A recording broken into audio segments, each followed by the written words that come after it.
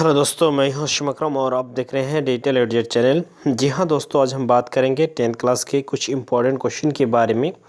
और जो अभी हाल फिलहाल में जो सिलेबस आपको मिला है, न्यू सिलेबस, इसके आधार पर इस सेट को बनाया गया है। इससे पहले ऑलरेडी हम 2 सेट दे चुके हैं इस तरह का मॉडल सेट। ये आपका जो है लास्ट सेट है, थर्ड सेट है। इसके बाद जो है और कुछ हम सब्जेक्ट का देंगे, जैसे हम सोशल साइंस का भी दे चुके हैं, लेकिन साइंस का नहीं दिए हैं, तो साइंस का भी देना स्टार्ट कर देंगे। उसके बाद फिर जो लैंग्वेज सब्जेक्ट है उनके ऊपर भी देना स्टार्ट करेंगे। तो इसमें जो है काफ़ी इंपॉर्टेंट क्वेश्चन है और इसमें हम लास्ट तक आपको बताएंगे। तो बहुत सारे स्टूडेंट ऐसे होते हैं कि थोड़ा सा रुकता है और उसके बाद भाग जाते हैं। तो आपको इस वीडियो में हमें रिक्वेस्ट रखेंगे कि लास्ट तक बने रहिएगा, ठीक है। और ये जो है आपको काफ़ी इम्पोर्टेंट साबितगर होगा और ये आपका प्रैक्टिस के लिए है। और अभी आप प्रैक्टिस लग जाइए। और छोटा सा सुझाव हम देंगे आप लोगों के कि जो स्टूडेंट मेहनत में विश्वास रखते हैं, अपने को मेहनती समझते हैं, वही स्टूडेंट सक्सेस हो पाएगा। लेकिन जो स्टूडेंट अपने आप को तेज़ समझते हैं, वही स्टूडेंट जो है वो सक्सेस नहीं हो पाएगा।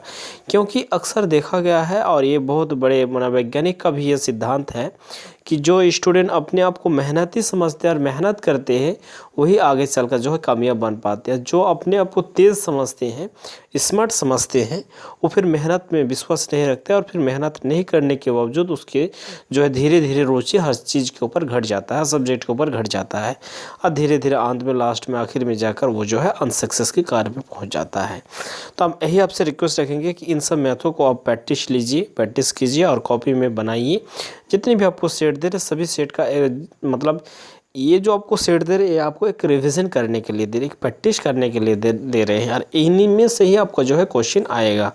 तो इन सब क्वेश्चन को जो है आप प्रैक्टिस लीजिएगा। जैसे आप अगर मान के चलिए रिवीजन करने बैठिएगा, तो फिर आपको दिक्कत हो जाएगा कि कौन है, कौन नहीं है, कौन छोटा है, कौन इंपॉर्टेंट होता है, किस तरह का नहीं। तो ये सब चीज़ जो होता है, जो आपको काफ़ी जो है कन्फ्यूजन होगा। क्योंकि हालांकि हम जानते हैं कि जो स्टूडेंट पढ़ते हैं उनके इस तरह का लगता है कि कन्फ्यूजन होता है। तो उससे बेटर होगा कि आप इसको लिखिए और इससे आप प्रैक्टिस लीजिए। इसी तरह करके जो अब और हम सेट दिए हैं उनको भी आप लीजिए और प्रैक्टिस कीजिए। तो क्या होगा, आप आराम से जो है एक प्रैक्टिस कर पाएंगे। धीरे धीरे करते करते आपको एग्ज़ाम पहुंचते पहुंचते आपका जो है फुलफिल कंप्लीट प्रैक्टिस हो जाएगा। अब हम यहाँ पे बात करेंगे पहला क्वेश्चन जो है। पहला क्वेश्चन में यहाँ पे ये बोला जा रहा है कि बताइए कि निम्न परिमेय संख्या का दशमलव प्रतिशत शांत या अशांत आवर्ती है। तो यहाँ पे जो है 35/5 है। यहाँ पे 20/8 होता था, लेकिन यहाँ पे शायद ऊपर में टाइपिंग जो किया आ गया था, उसको शायद ये हो गया था। जो भी है, खैर, ये सब जल्दीबाजी में भी हम कर रहे हैं। और ये आपका जो है ये है।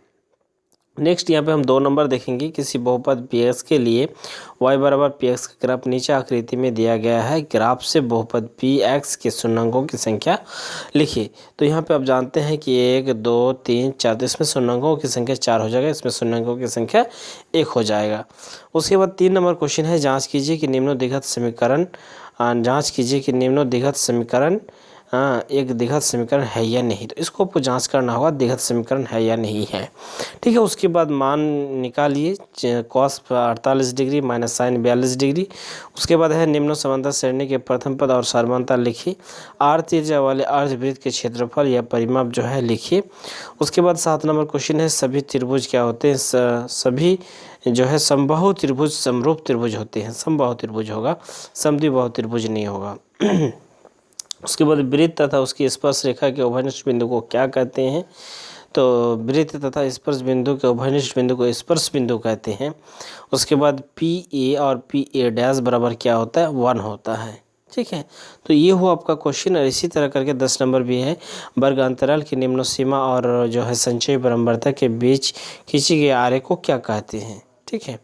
उसके बाद यहाँ से आपका जो है 11 से लेकर पूरा क्वेश्चन यहाँ से गायब ही है, यानी उसको रिड्यूस किया गया है यहाँ पे। और यहाँ पे 18 नंबर क्वेश्चन को ये रखा गया है, ठीक है। हालांकि जो है ये प्रैक्टिस के लिए यहाँ पे इस तरह किया जा रहा है।